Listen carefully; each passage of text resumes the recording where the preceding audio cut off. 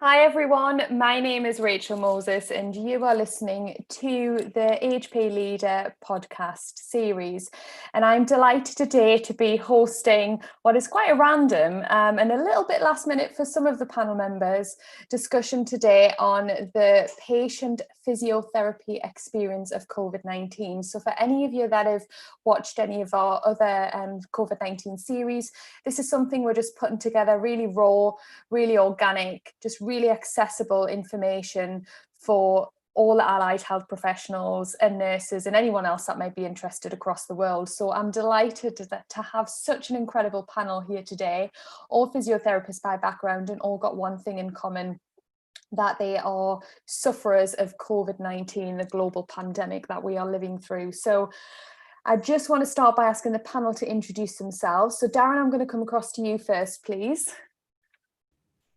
Thank you, Rachel, for having me. My name is Darren Brown. I'm a cisgendered gay white man. I live in London in the United Kingdom. As mentioned, I'm a physiotherapist and I'm also living with long COVID. I contracted COVID in March and continue to have symptoms. And for any of you that haven't read Darren's blog, he's had a blog that went viral. He's been on Sky News and everything. So the effervescent Darren that we know and love is slowly coming back on you, Darren. You've had a rough few months, so we're delighted to have you on this panel today. And Dario, coming down to you. Yes, thank you for having me. I'm Dario Oller. I'm a PT. I live in the United States in New Jersey. I work in an outpatient setting and then also direct to employer. So we're on sites with employer. I'm working in New Jersey and New York City. And like Darren, I contracted COVID in mid-March and I'm still having symptoms. Thank you. And it's great to have you from across the world. And thanks for Darren for connecting us, the joy of Twitter. And speaking of the joy of Twitter, we've got Caroline, our final panelist member, if you just want to introduce yourself. Hi, my name is Caroline Appel. I'm a physiotherapist working in London in St Pancras Hospital. I'm a neurophysio, and I was the member who joined really late because I saw Darren's tweet this morning and I wanted to wish him well to get better. And then Rachel asked me, why don't you join? So thank you for having me. No, this is amazing, and it's a physio panel, and the reason that we went down this route initially was that it was going to be a one-on-one interview with me and Darren said, well, let's get some other physio perspectives on board here. But we're very mindful there's lots of other allied health professionals that are suffering and going through this. But for today, this is about the physiotherapy perspective and adding that physiotherapy perspective in. And I'm so excited to hear, because a lot of the patient focus has been on our patients, quite rightly so, the effects of our staff from a very different perspective. So I'm going to start by kicking off just to ask you all to individually give a summary of your COVID-19 journey to date. So Darren, I'm going to start with you. And again, like I mentioned, his blog for anyone wants to read in a bit more detail. Thanks, Darren. I'm going to try and keep this concise. So I contracted COVID-19 in March this year. I was obviously off work because of that. I was off work for about 2 weeks. 10 working days. And I felt like I had recovered sufficiently after that time with all the usual acute COVID-19 symptoms that we won't discuss right now. And I returned back to work. I returned back to work and actually returned back to work full time. And I worked full time for 6 months. During that time, I was doing my usual job as a HIV and oncology physiotherapist. I was also redeployed to acute medical wards to do non-invasive ventilation for patients with COVID-19, also redeployed to intensive care. Our rotas and shifts were changed, and then eventually returned back into my usual role, back in HIV and cancer rehabilitation. However, during that 6-month period, I had symptoms of fatigue. Now, I didn't know that I had potentially the long-term consequences of COVID-19. I thought, we're working in the middle of a global pandemic and no wonder I'm tired. However, that fatigue continued and changed. And I'd be very happy to describe at some point the differences of fatigue that I've experienced. But this fatigue increased to the point that it became overwhelming. whereby 2 months ago, I was struggling to perform any activities of daily living. And I've been signed off work for 2 months. At my worst, I was bedbound and flatbound. Over this 8-week period, I have progressed and improved significantly to the point where I can proudly say today, I have the confirmation that on Monday, I am due to return to work with a phased return. So I'm very happy to be sitting here and feeling better and in a position where I can say, yay, I can go back to work. So that's my synopsis. Thank you. And we will come back to the symptoms because I think that's really important for us to understand. So thanks, Darren. So Dario, coming down to you, please, for your recap of your journey so far. So like Darren, I started to feel sick in mid-March. So I was in a unique situation where I was in the middle of transitioning from my old job into my new job. So the last day at my old job wasn't planning on being my last day, but I had symptoms like we just ended it a couple weeks early. And then for the new job where I currently am, that was the same time everything transitioned to being virtual. Like I was saying before, we do direct to employer. We work with people at their jobs. So we had a lot of online things available. I wasn't seeing patients via telehealth at that point for the clinic. So I was home from mid-March until the beginning of July, working a few hours a day, kind of tired, but I was more focused on a lot of the breathing symptoms and kind of frustrated I wasn't able to exercise like I normally did. But I thought I was making progress with exercising, trying to build up, as we all, think, to grade things, gradually progress. And then in early July, we got back on site with the employers that we work with. And it's a lot of walking. It's a brand new environment for me, a lot of interacting with new people, a lot of people I need to remember. And that first day, I just got hit. And I was looking with one of my coworkers I was with, and like, why is she not tired? It was hot out. In my mind, it was 95 degrees, but it wasn't actually that hot. And so I just kept trying to push and like, come on, just keep going, push, you can do this. And I would get home and crash. And I was using the word crash, not knowing that actually is like the correct term to use for what I was experiencing, and couldn't get off the couch and would just kind of rally. And all right, at 4 o'clock the next morning, got to get up again, have to work. And I was back in the clinic also 2 afternoons a week, which is going okay. But it was a lot. And I wasn't, like Darren said, I wasn't putting it together that these symptoms were related to COVID. I just thought it's a new environment. I have to build up my stamina for work. Everything's brand new. And I was trying to still exercise. And then luckily, some different physios through Twitter had reached out to me, seeing what I was tweeting, and said, you need to stop, and started to give me insight on how to better manage my symptoms. So I haven't had to completely stop work at all. I'm just learning how to manage the symptoms as I work every day. Thank you so much. And Caroline, coming down to you for your recap. Yeah, so I first called in sick on the 27th of March. That was the same day that Boris Johnson was also positive. And my very first symptom was that it was really weird. I coughed and it was really painful. And I attributed that to having sanded some like furniture in the garden, and it felt like I had inhaled something, but I wouldn't say I had a persistent cough, but I thought maybe I'm going to come down with a cold. So then I called in sick on the 27th, and I lost my taste and smell really quickly as well. And then the first week felt just like a normal flu. But the second week, I didn't get better and deteriorated, and I had started to have respiratory symptoms like air hunger, like my breathing was 23, and it was like my chest was just like, like you're being aired out. But it wasn't an unpleasant feeling, I must say. At that stage, I had really bad pain as well, and I rang the GP, and they very much managed it. I had back pain and leg pain, and that was my most severe symptom. And they treated it very much like a musculoskeletal issue. Like they made no connections at all to the fact that I said I have COVID. It's the second week. I had all the symptoms that we then knew that what was COVID. But then, like Darren, I started to feel a bit better in the second week. And I pushed myself to do a bit more. And in the third week, I had a cardiac arrhythmia and tachycardia because I think I overdid it.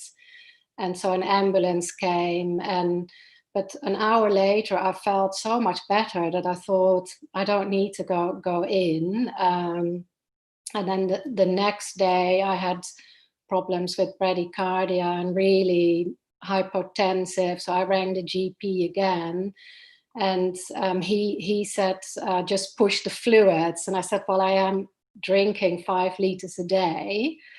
You know, my blood pressure is 90/50 and my heart rate 39.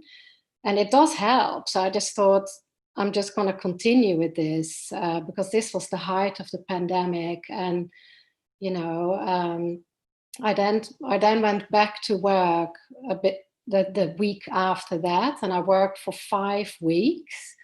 And then I had a massive relapse. It was like this wall hit me, and it was cognitive as well as physical, this feeling utterly exhausted. And I've been off sick for 5 months now, and very gradually, with the help of my colleagues and friends, because it's really hard to access services, you know, I'm ready to go back to work as well this Monday.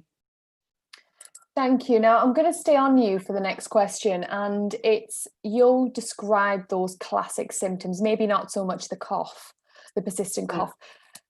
What is it like in that moment in time when you think, oh my God, I've got COVID, or oh my God, this could be COVID? What, I have never experienced that. I've never, you know, I've always been fully protected in PPE, and I've never had that feel. What does it feel like? Well, to be honest, I was quite glad, because I was thought everybody is going to get it anyway. It's good that I have it now.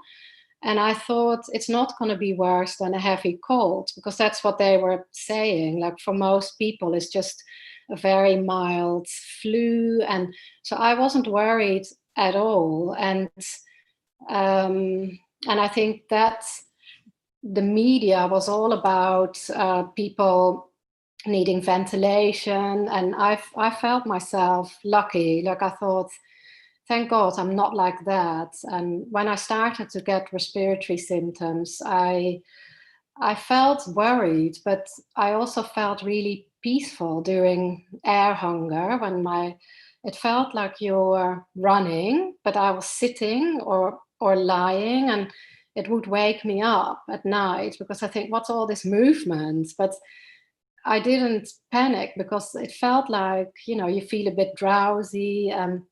I thought my body will tell me if I have to panic, but I didn't, because it didn't feel that bad. And also the pain, that was my worst symptom. So yeah, it was a very strange feeling. And also, it's not a linear.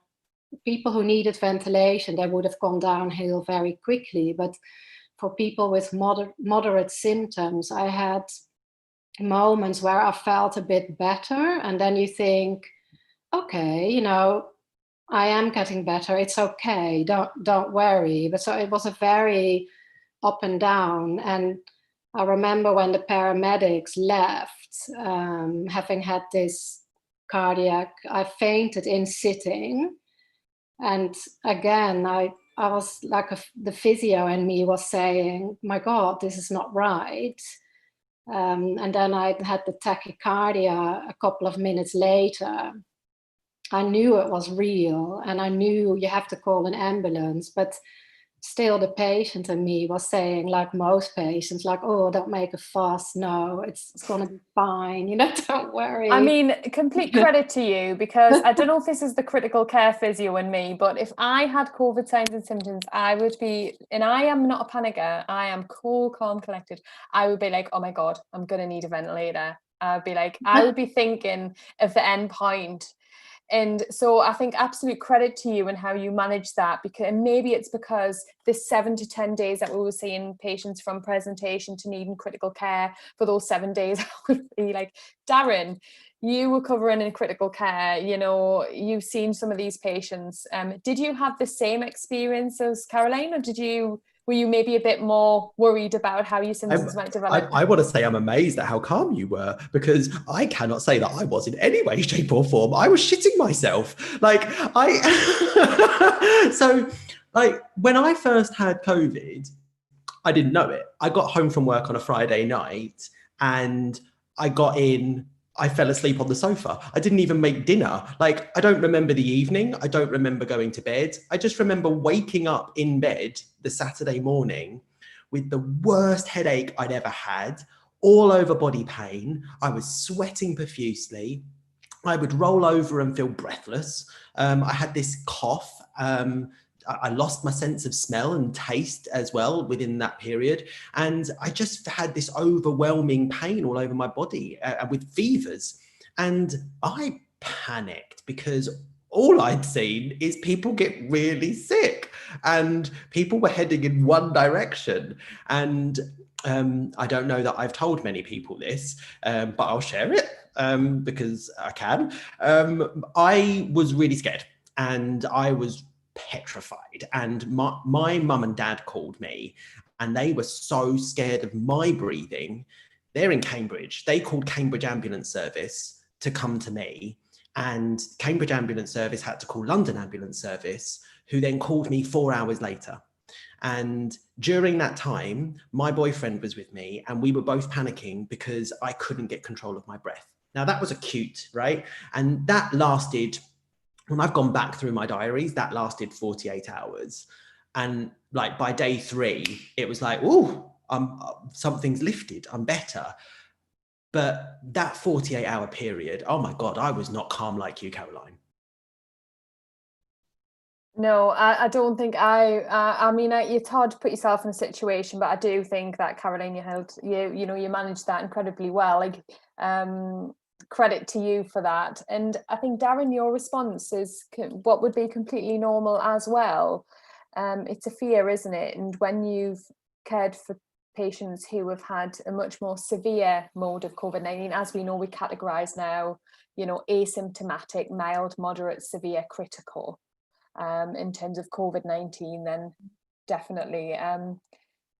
Caroline, do you want to come in? Well, I just wanted to say, maybe I didn't have the response initially, but I have had counseling for like 12 sessions or so, because it does, I think the counselor said to me, when you're under a huge amount of stress, you become black and white. Your responses become, there is no middle ground. And when I rang the GP, being in so much pain, I got pain relief and that helps and I was happy. But later on, I started to think, why didn't they ask me anything else? Because I had shortness of breath, a fever. I had so many symptoms that needed, he was almost treating me like I was a musculoskeletal patient. But at that time, with all the phone calls, I also didn't know that the cardiac problem was to do with COVID. And it wasn't until later on when I started piecing everything together. And then I realized that actually, when I went to the COVID clinic 4 months later, they said to me, you've been really ill. You've most likely had COVID, but that wouldn't show on a chest X-ray at 4 months later. But looking at all the symptoms I've had, and at that moment I just fell apart, and I had to have that recognition, to have a diagnosis, because we also weren't tested in March. So I wasn't sure, what I had. I had a very strong inkling, but yeah, and the emotional bit, I guess, came later for me. And it's a lot better now. No, that's a really good point. And thanks for sharing that with us as well, because I'm sure anyone else out there who's listening to this will feel, relief that it is a normal response that people go through. And you're right, that fight or flight response when you're going through a crisis can often make things very black or white. Your survival skills kick in and that brings the calm. So thank you. Now, Dario, coming into you, now you've listened to that and you think back to your first recognition of, oh my God, this is COVID, or could be COVID.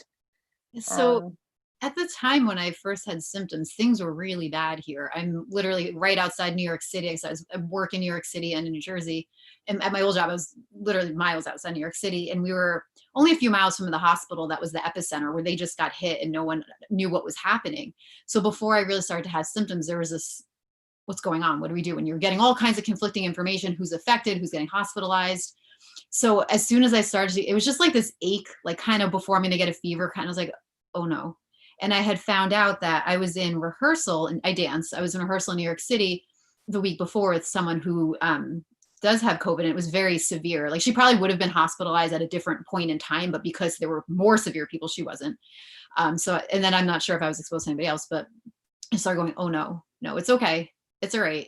And people around me were like, it's in your head. I'm like, you guys, I'm not like that. I'm not, it's in my head. I'm usually very calm and I wasn't sure what to think. I'm like, all right, I'm achy, and just kind of waiting that first week. And little by little, I forgot about the air hunger. I feel like there's so many things that have happened. I'm like, oh yeah, I had that. When I heard the term, I said, that is exactly what I started to experience. And I can remember being on different Zoom calls going, trying to like hide it though, that I was getting out of breath. And just hearing about the area around me, all the numbers are going up, and they were saying you only go to the hospital if you have to go to the hospital. And my dad is a retired respiratory therapist, and I'd said, you can't go to the hospital. You can't go see a pulmonologist right now. I'm like, I know. So we're just going to do my best at home. And there wasn't information. I was trying to look at our National PT Association and other things where I could find information, and everything was on the severe cases in the ICU, understandably. So I just kind of was on eggshells for that first week waiting. I'm like, all right, I don't have a fever. I think I'm okay, even though I have symptoms. And like you guys said, it tricks you because after 6 days, I woke up and said, oh, I'm good. All the aches are gone. Like I'm feeling okay. And then all of the breathing symptoms got so much worse. So I was trying to kind of keep it in perspective. I'm functioning. I would have these symptoms, but not severe. I could kind of self-manage and go through my own breathing exercises. So after probably about 2 weeks or so, I was like, all right, I think I'm okay. It's not going to get worse. But that first week was a little scary, especially just I had to stop watching the news because I wanted to get news updates on what's going on around me. But then at the same time, all you're getting is this like really scary information. Yeah, that's been one of the things that we've spoke about before in terms of there's just no getaway from it, whether it be social media or on the news, and that adds to that cognitive and psychological burden of COVID, if you like, on top of everything else. So as physiotherapists then, staying on the symptom side of things, do you feel you were better equipped to manage some of these symptoms? Because really interestingly, all in March, you were infected, which obviously we're 8 months down the line. So the fact that Darren, you're just going back to work, Caroline, I know you're still significantly suffering. Dario, you are too. So this kind of gives us an idea of the longevity of the after effects of COVID-19, which is going to be coined probably long COVID once we get a definition. So as physiotherapists, did it hinder or help you in terms of managing your symptoms? Have you thought about that? Did you self-implement pacing strategies and conservation energy strategies? And did you phone up your OT friends and say, goodness, how do I manage this fatigue? Like, Darren, you're nodding your head. Can I start with you? Yeah, like it's been both a benefit in terms of having a level of health literacy to be able to know what's important, what's not important, but also from a rehabilitation perspective, I specialize in HIV and cancer, so dealt with fatigue pretty much my entire specialist career. But this fatigue was different and I wasn't ready. Fatigue was a type of fatigue that was made worse by exertion. And I wasn't, I'll be honest, I didn't really know about that. And I know that there are physios out there that have been saying these things for years, like the Physios for ME group, and it hadn't come onto my radar. And that is why I crashed.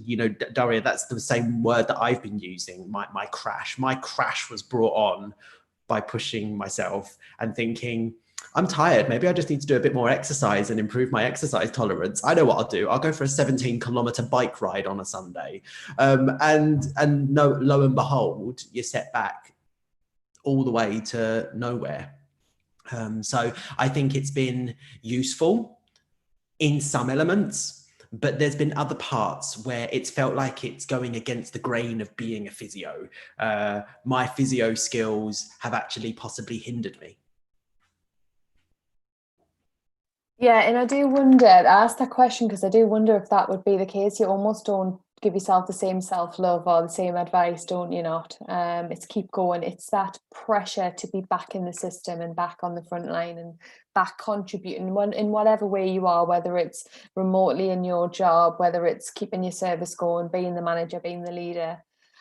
Caroline, what were your thoughts being a neurophysio as well? So someone else who's used to these symptoms in your Yeah, well, initially, during the initial illness, I started monitoring my symptoms and having a blood pressure machine at home. When I felt dizzy, at least that gave me some objective data. But I was really confused why, having worked as a respiratory physiotherapist as well, why I didn't blame myself, but when in hindsight, when I found out that I had pneumonia, like for some reason thought it would feel even worse, even though I've been the sickest I've been in my life. I sort of felt I failed myself as a physio. Like, did I not recognize the symptoms? But then my partner, she said, like, this is a pandemic, and this is what the respiratory consultant said as well. Only people who needed intubation were admitted, and I followed a respiratory rate of above 25 on 111. I didn't have that, so I thought, I'm good, I'm okay. But as in terms of being a physio, it didn't help me in terms of fatigue management, because I thought probably the back pain is because I've been so inactive. I didn't think it was myalgia because of the fevers. And also, I really pushed myself. If I remember looking into the garden and thinking, the moment I feel a little bit better, just gonna go out and clip some whatever, do something. But I thought, you have to be up. You can't just be sitting here. You're gonna get, I don't know, PE, DVT. There were all sorts of complications. So I just thought, and I went back to work too soon because of that attitude. And also, I was sick. 5 colleagues of mine, we went sick at the same time. They were all better, and I wasn't. And there's not the sort of competitiveness, I don't want to call it that, because I knew I was sicker, but still, I guess there is a little bit of, why am I not getting better? I need to do something active. I need to do a graded exercise program. I'm so deconditioned,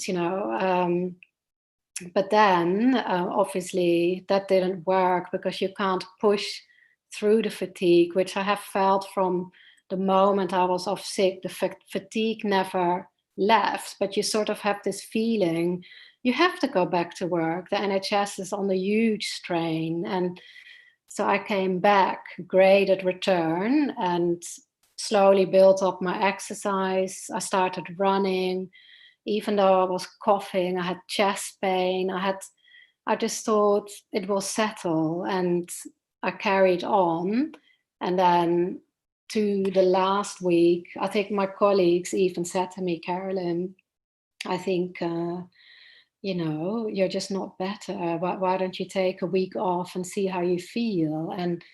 And then I was off for 5 months, because it was a huge wall that hit me. And I'm part of the COVID Facebook support group, and they have a cat called Felix, and there's this beautiful story about taking rest and be more like Felix the cat, because when a cat is sick, they curl up and they rest.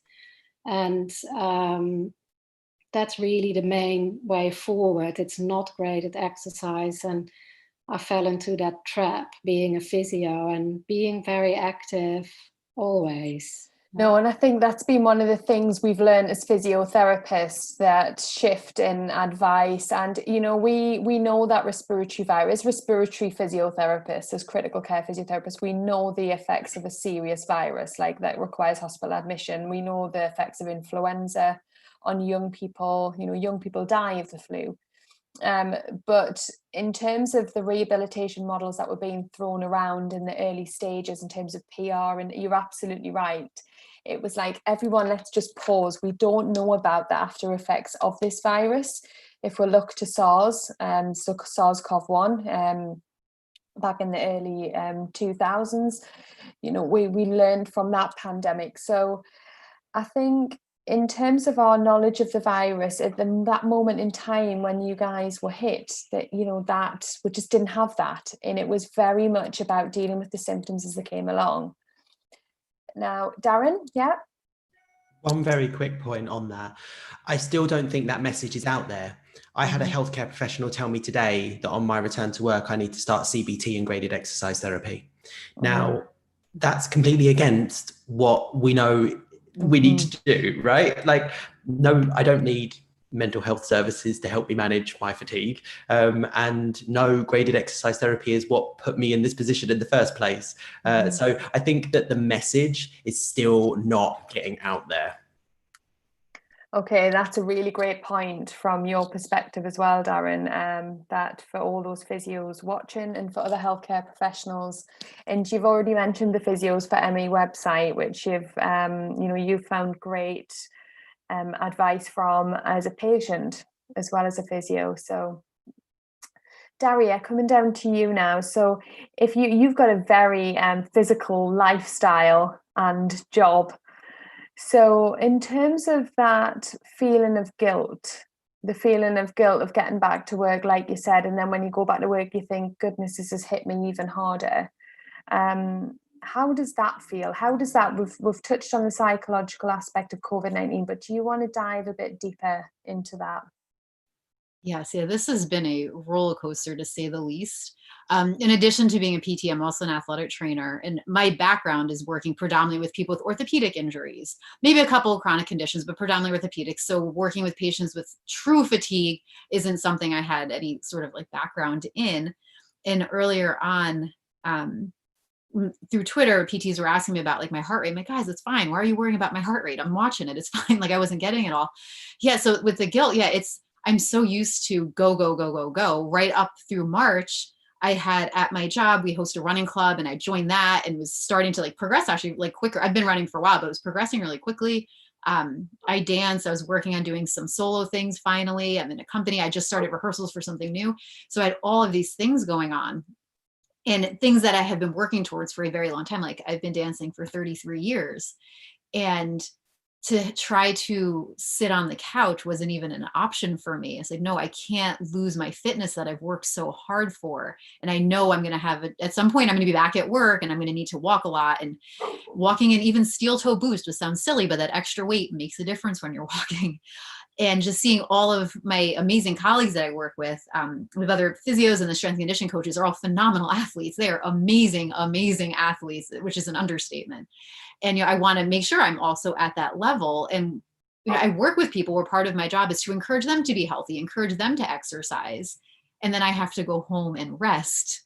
And, and at the same thing, I pushed. That's my training. That's my background. I knew nothing about ME at all. I hadn't come across it. So I said, all right, if I can do a little bit today, I'll try a little bit more tomorrow. And where I was getting stuck and I couldn't find information was after I would walk, I noticed the next morning, my lungs would hurt more. I was just kind of burning. It was a weird feeling. Like, is this bad? Is it okay? Can I manage this? I don't know. There were some days my lungs hurt. It was just pain. And I was just, whatever, I'm going to go walk. I don't care. And then they felt better. So like, well, what do I do? I don't understand what to do with these symptoms. But every morning since March still, we have live virtual stretching sessions and just 10 minutes standing. This is nothing complicated. And I was getting winded. Like I would have to hide being winded when I was leading them. And over all these months, it still happens. So with graded exercise, I'm like, well, that's not normal. By now I should have accommodated. And I used to teach tap dance classes for 5 hours straight. I could project my voice over the music and the taps while I was dancing. No problem ever. I never was short of breath. So I'm just kind of like just looking at how do I fix this? Because I get frustrated because I don't want to crash again. That's always my goal, is to avoid these crashes, but I'm getting more deconditioned. And as I said, you know, trying to help other people exercise, helping my patients in the clinic exercise, when I'm sitting there trying to like hide that I'm getting winded. It's frustrating and it's hard. I'm sure everybody can relate to this. We're all, you know, very driven, very motivated. That's why we're in this profession. And it feels very strange to have to, when the correct thing to do is to do nothing and just rest. That's a very strange thing to get used to. Absolutely. Now, Darren, I'm coming into you to start. Dario's just started us off lovely there about the longer term effects. So we've identified this acute phase, how it can affect different people in very different ways, the grading system that's used, then this false sense of security that you've recovered, and then this wham, actually, this is when the long COVID is here to stay. So can you just talk to us through what some of the longer term symptoms are? Yeah, so that was pretty much exactly me. I had this false sense of security. I'd recovered. I'd been working for 6 months. You know, I didn't realize that I was going to have the wham bam crash by exerting myself too much. And that exertion was not just physical. It was also cognitive exertion, because I'm clinical and I'm academic. You know, I work a full-time clinical job and I do research in the evenings and weekends. You know, I don't stop. And I was pushing myself to do all of those things whilst working during that time. So the crash, I know, well, the symptoms of the crash were I spent pretty much the whole weekend in bed after, hang on, now I'm getting my dates confused. So I went for a long walk on the Saturday. I went for a long cycle on the Sunday. Tuesday was World Physiotherapy Day. I was running around the hospital like a madman, taking videos of everybody. So it was cognitively and emotionally engaging. And by the Wednesday, that was my crash day.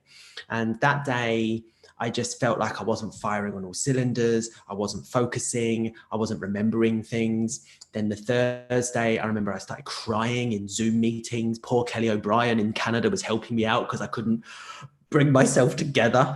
And then the weekend, I just spent the whole weekend in bed. At best, I tried to get to the supermarket because I had no food and I couldn't get down the stairs of my flat to get out the front door to get to the supermarket. My boyfriend had to go to the supermarket for me. So then I got to the work on the Monday and I just was struggling to walk. Like, the fatigue was so overwhelming that my legs felt like they didn't want to do what I wanted them to do. Like, I can't use the word heavy to describe it because it was like my femurs felt like lead, where they were rusted, like they didn't want to move. And it was so much effort to move my legs that I was running on like 0.1% battery level, and I had to use that to move my legs. So getting to work was just too much. And actually, that's when I got sent home from work. So the symptoms I experienced was this overwhelming fatigue. I've hit the wall. I've got nothing left. And actually, that first week of being signed off work, I was bedbound for that week. I had no idea that I was going to be that sick. Like, I couldn't get out of bed other than to go to the toilet. And I'm lucky, my partner, he doesn't live with me, but he comes here and supports me. If it wasn't for him batch cooking Spanish food, I wouldn't have been able to eat that week because I couldn't get into the kitchen and prepare anything. But the symptoms weren't just fatigue, because it was then that I started to realize that exertion was making things worse. So I'd watch the television because by week 2, I'd been able to get to the sofa, and I'd be finding that changing the channel was getting a bit much and processing was too much. Like, if I was on the phone to my mum, if there were other people talking in the background, I found that too much. So I was getting like multi-sensory stimuli was causing me to exert. It was too exertional for me at that point. So the post-exertion malaise was a really, really key issue. And it was actually after like 2 weeks of being off, that's when I then started to communicate with groups of people that were, especially the physios for ME, that started giving me advice around heart rate monitoring, recognizing what is my exertion that causes the post-exertion malaise, learning how to rest. I don't think I've ever rested in my life. Like, I have never stopped purposefully to lie down with my eyes closed in a room with no noise. Like, that's not me. And to physically force myself to do that, to be resting, felt completely alien to me. But I'd had to do it. But the cognitive stuff is what I've still got now. I was really lucky that you mentioned, Caroline, about the COVID support groups. So I'm also in a Facebook group.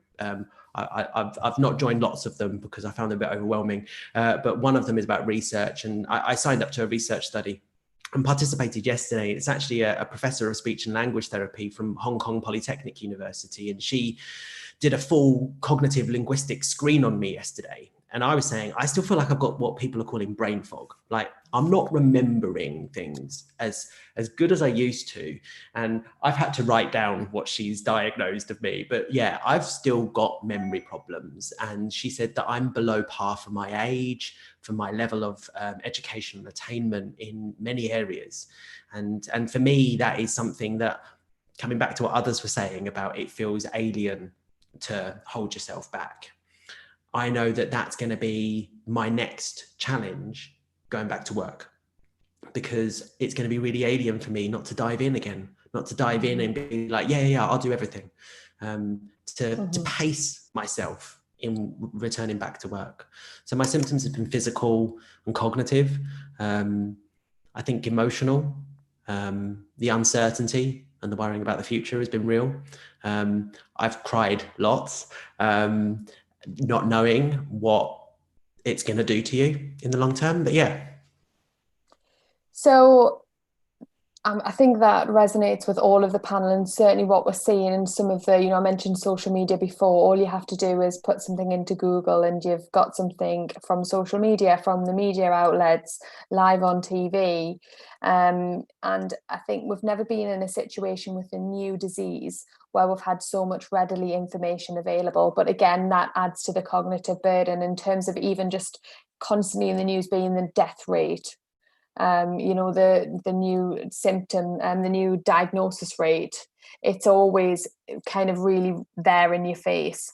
Now I'm conscious of time, and I'm going to start to come into some of the questions and bring in some of the questions together. So COVID-19 and relationships. So has the what you've been through, has this affected your personal relationships with people? Now that may be your partner, that may be your family members that are close to you. And I probably want to take that one step further, seeing as we are all physiotherapists and professionals, and we very rarely talk about sex and intimacy. So has that been, if people are comfortable talking about this, has this affected your intimacy as well? So maybe if we start on the lower scale, and I don't know if someone wants to come in first about relationships. And Dario. So I'll start with my husband. He is a former professional freestyle BMX rider. He's an amazing athlete. And in his world, and this is true, if you try hard enough, you can do anything. And he's a true testament to that. So it's very hard. He doesn't fully get this still. And he commented, before I was sick, I never just sit on the couch and watch a movie or something. I'm always doing stuff. So it's clicking sort of when he sees me on the couch all the time now, or seems like I'm always doing work, but I'm not. I'm just kind of pacing it. I can't get everything done in one chunk like I used to. So for him, it's like this big paradigm shift in his head, because it's just try harder, which is, I was doing before, and I learned, that wasn't working. And then with my parents and my sister was diagnosed with triple negative breast cancer about 1.5 years ago. So I feel like my immediate family was already in this mode of somebody is sick and how can we help them? What can we do? And that was a complete, that was very new for all of us to have to deal with. And she's doing okay. But I think that kind of has helped people like within my family to be like a little bit more understanding and a little more open and receptive to things that are going on. And they know, I rarely see them in person just to be safe, because my parents are high risk and my sister's high risk. But even just over the phone, they know that like, this isn't me. They could hear the frustration in my voice, and they know I'm usually doing a million things and would be up at all hours. My grandma used to say, like, I take too many chances because I'd always just do so much. So they have been really helpful for me, because they've known me obviously my whole life, to know that this is not me. And there's stuff like I'm struggling with that maybe other people don't get because they don't know me as well. Thank you. Caroline, can I come down to you for any comments? So I think I've been really lucky with my partner that we've been okay. And I think initially it took a bit of time to get used to, because I'm normally very active, and in being sick for 3 weeks in like non-stop, it was quite hard. I remember my partner saying at some stage, she said, are you depressed, or why are you not doing anything? And I said, I'm just so exhausted. I can't explain it. And then a couple of weeks later, when the whole kind of post-viral fatigue and query ME, and I was terrified that I was going to be left with like an ME type symptom. And I explained that, and from that moment onwards, we realized that exercise is not the way forward, but rest, and understanding it. I mean, she's been so supportive, and all my friends and my colleagues have been so understanding. And this is a real advantage working in the NHS, and my team is directly treating COVID patients as well, many of them doctors and nurses, and they just say to me, Carolyn, everybody is like you. They've all had an initial illness, feeling better, massive relapse, and it takes months. And that understanding really helped me through this period, from my friends and partner, from my colleagues. It's been incredibly helpful, because sometimes when you hear stories in the news about people who are on zero contracts or who don't have an income if they don't work, my income continued, and I just feel incredibly lucky, like that way of working in the NHS. It hasn't affected my relationship, and in fact, I think it made us even stronger, if that was possible. But I think my whole environment, they know that it's not something that you make up. It's a very real thing, and it's very helpful to be in this session and to hear your experiences as well. It is a new illness, and we just all have to find a way forward from this. Thank you. Darren, coming into you for your comments, please. Yeah, so as I mentioned, I don't live with my boyfriend. We live separately, but he's been a rock for me during my long COVID phase and also my acute COVID phase, because he was with me through both of those. And if it wasn't for him, I don't know how I would have coped. My mum and dad admit that they probably didn't realise how unwell I was with long COVID until they came down to visit me and saw me walking with a walking stick, and that's when it hit. Because when you talk and you sit and you're not moving around, you can sound okay. You might sound a bit flat, like you're not very energetic or the normal Darren, but when they see you walking, as my mum described, like a 90-year-old with a walking stick, they realised how sick I was, and then they swooped on me and provided me with loads of support. All of a sudden food was being delivered to my door. You raised a really important point though, Rachel, about intimacy. It's not very sexy to be cared for or to care for someone. And I think that has been something that I'm sure my partner won't mind me saying has been a challenge, because I was sick with acute COVID and then so was he. I was cared for and then I cared for him. I've been unwell with long COVID, but he didn't return to work like I did. And so he had a longer period of potential recovery, and he's not had the crash that I've had, but he's still experiencing fatigue. And I think that the combination of living with symptoms and impairments like fatigue, living in an environment of social distancing when you don't live together, and also having all of the complexities of having to continue to work and maintain those balances, doesn't make having an active sex life very easy. Because when you've got so much going on, you just maybe don't have the libido to do those things because they're not a priority. And it's okay for them not to be a priority. But hopefully that's not forever. Yeah, and it's the sex and intimacy, isn't it? It's everything that comes with, sometimes the end result.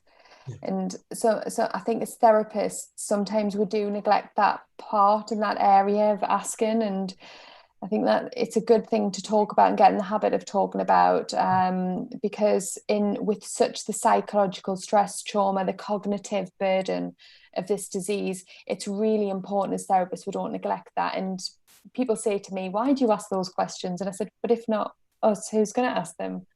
And the follow-up structures for COVID-19 patients is really fragile, fragmented. There's no developed pathways yet. So it's making that every contact count, that every opportunity to say, look, how are you feeling? How is everything? Yes, we're not experts in this, but we're experts in positions of comfort and positions of ease, breathing control, which can all be correlated into whatever scenario and situation that person may need. And that's the way I would approach it and say, rather than wait until you're completely breathless and you have to stop whatever activity you're doing, really just try and pace it and be more mindful of your breathing and your breathlessness. So, because it's a massive part of recovery and maintaining that relationships. And I've heard many stories of relationships that have broke down because of COVID. And like Darren said, it's about the carer situation, but it's also around the not understanding everything you've said, Dario, in terms of just people just not understanding the impact it's had on people, which is one of the reasons for having this conversation today. So we've been speaking for nearly 50 minutes. One of the big take-home messages I would like from this chat is to really get physios and other healthcare professionals thinking about what they should be mindful of if they're treating a patient in whatever environment it is, whether it be your musculoskeletal, your neurophysio, your HIV physio, respiratory physio. What should we be mindful of if a patient says to us, oh, look, I had COVID-19, whether it be in the next month, in the next year, in the next 5 years? What do we need to be mindful of? Darren, I'm going to come to you first because I've kind of asked you this question before, and then it gives the other two time to think about that. Yeah, so something that I think is really important is that we're physiotherapists, right? But we're also people, and now we're patients. And I think that what is valuable is for our colleagues to be patient and kind with us as we need to be patient and kind with ourselves, because we've had the privilege of potentially time to adjust and accommodate to our new levels of ability. But our colleagues haven't been around us and experienced that. So I suppose I hope that our colleagues can understand the challenges that we've been going through, and help us accommodate returning back to work or being in work, but also to recognise signs and symptoms, recognise when people are flagging or struggling, and support them with pacing, because physios are classically type A personalities, aren't they, and pushing through as we've all described. So I'm gonna be very careful in my acceptance of people saying, slow it down. You need to pace yourself, because it's very easy not to. I don't know if I answered that correctly, did I? No, you did. My take-home message from that is that we need to be kind, we need to be considerate, and as other healthcare professionals are coming back from this disease, then coming back to work, if in whatever time frame, that might be months for some people. I know people that have been off work for 6 into their 7th month. Being mindful and considerate of that and saying, do you need a break? Do you need 5 minutes? Phased returns, excellent. Great that your organisation are thinking about that, doing that, not just because you've been on long-term sick, but because they recognise, what you've been through. So yeah, no, I think you did answer the question. And it's also just being mindful of our patients as well, like you said, transferring that into the human factor, the human element. So Dario, coming down to you. There was one physio I spoke with that, I'll make this part quick. Through my job, through Proactivity, we're using Garmin's to look at data to predict illness, which was going on before the pandemic started, and then super interesting now the pandemic. So one of the PTs who's on that project, I was speaking with her, trying to look at my symptoms and my data. And she gave me a really great analogy that people who have dyslexia can still read. They just might have to take an extra step to be able to read. Because I was so frustrated that I haven't I've run 2 miles total in almost 3 months, which is ridiculous for me. And I'm dancing a little bit, not as much as I'd like. So I'm trying to find ways that I can still, within reason, do things I would like to. Maybe like before I go to dance class, I rest that whole morning. I'm not going to do anything. So helping patients that if there is the things that are really important to them and that they'd like to do, what strategies can we use to help you get back to, maybe it's not 100%, but be able to still engage in that. Because I think if she hadn't given me that analogy, I would have been seeing, as I said before, black and white, like I can't do it. You know, I know exertion is going to make me tired. I can't go to dance. I can't do these things. So helping people find, well, what can we do? What are you able to do? How can we work with your current situation to get you back to things that are really important? It's very easy, I think, to get frustrated to look at the things we can't do right now, or maybe we can do them, but we know it's going to be a really bad idea later on, which I've been in that position a lot. So that's been a really, really helpful thing for me, just to remember that, okay, what do I need to modify? What do I need to adjust? And I personally I haven't worked with a patient yet who has more acute COVID or long COVID, but that's something I want to make sure I'm keeping in the back of my mind when I try to help people. Thank you. Caroline. I can only echo the previous comments, and also in addition to exercise levels, I did a cross-country ski race in January, and so that exceeded there was a whole week of training before that. So I was very active. I am very active, but I also have an iPhone and an iWatch, and I'm tracking my activity. And when I actually looked back at what I did in January, February, March, then I became ill in April, end of March, April, and my activity levels, they haven't dropped by half. They've dropped almost 80%. So I just wanted to get that message across, that I'm maybe climbing up now to being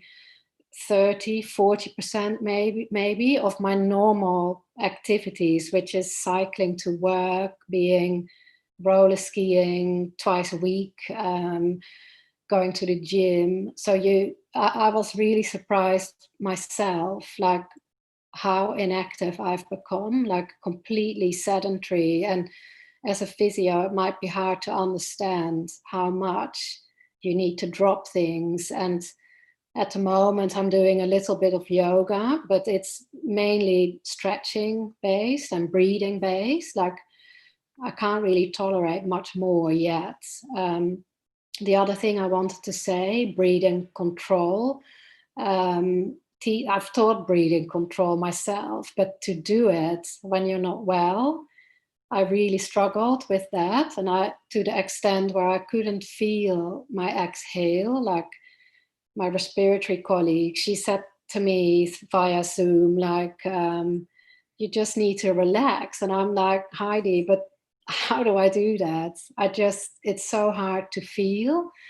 And I find that meditation, sort of breathing exercises are really helpful. I'm still struggling with my voice a little bit. Just my breathing pattern does become a bit apical when I'm talking a lot. So I'm thinking you have to take it right back as a physio. The basics. Don't feel afraid to teach the basics, because I had to be taught how to regulate my breathing, because it's almost like I couldn't feel it anymore, because you're trying, instead of trying too hard, try to relax, and it will come. It will come. We do have a question if you practice mindfulness. Well, I've done yoga for many, many years, but the mindfulness side and the meditation side, I wasn't that big on, but I've really learned how to meditate and how to take time. Because as the other two participants said as well, it's actually really hard to do nothing. And when I was managing my fatigue, I was reading for an hour, painting for an hour, watching TV for an hour, until one of the physios said to me, rest, Carolyn, rest. It's not only physical. You need to stop everything. And then I was lying in my living room and I was thinking, what do I do? What do I do all day? And I started to listen to Insight Timer, which is an app that the ME colleagues gave to me. And it's very good. You just pick a meditation, whatever you feel like, it's all good. And I think that will be, a huge recommendation. Be patient, go back to breathing control, and exercise levels, bring it right down. Thank you. Now, Darren, question for you. A couple of questions to finish. Now, we'll come round for final comments in a moment, so be prepared if there's anything else you want to add, panel. Darren, how do you cope with not being able to do as much as you'd normally do? And I think this question's more like in terms of, you mentioned about your research, you're being involved, your fingers in all these pies. How do you cope with just recognising that you can't do all that at the moment? It's not been easy. I think the only reason I stopped working is because I couldn't physically do it anymore. Like, I physically couldn't move as I needed to. And this 2-month period that I've been off work, the first month, I was just not able to do anything really. I was just really sick. But the second month has been me learning how to navigate not doing things. It's someone, I need to read it, I can't remember how to say it. It's amazing how hard doing less can be. It's just not normal to do nothing. And so, I've been doing headspace mindfulness as well. I'm not good at doing it every day. I'm not going to pretend that I'm a perfect patient, but I try to do it every day, because lying down, your mind goes mental, and that's not resting. You need to be present and be mindful and be in the moment to rest.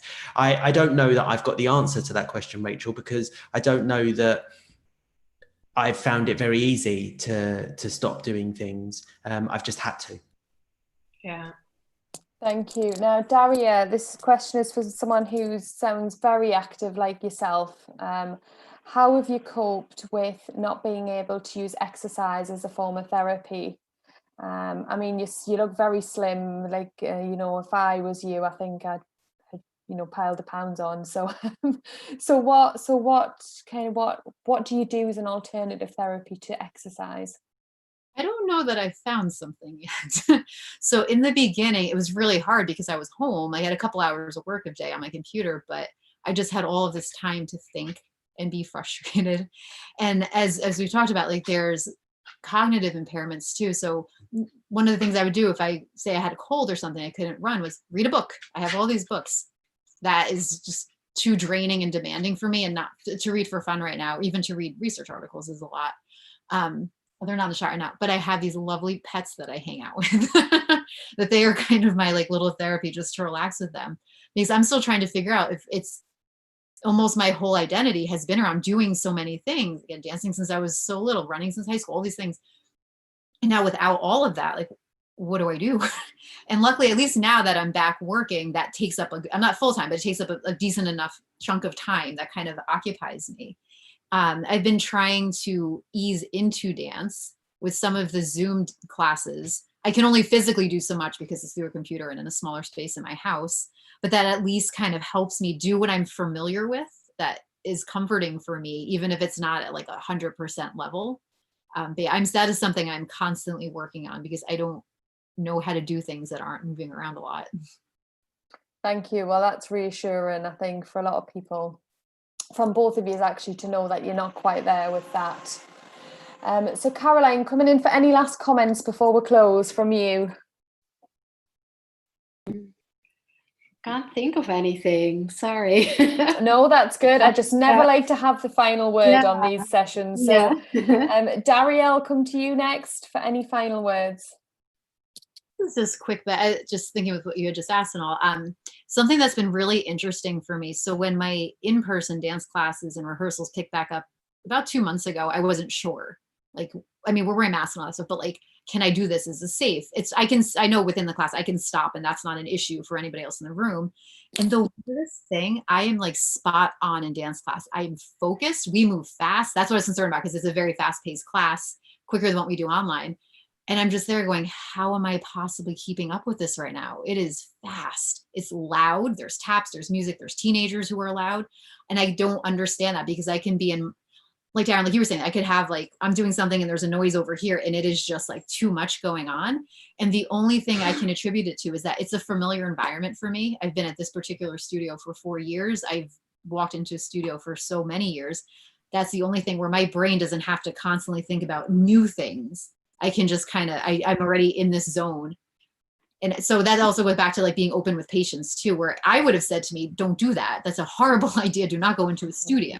But it ended up, it's honestly one of the best things for me, for like just mentally, I feel better being there. It feels good to be able to have something that I can actually do. And it's a little bit of exercise. And it's your safe place. It's a place where you feel you. I think that's the other side of that.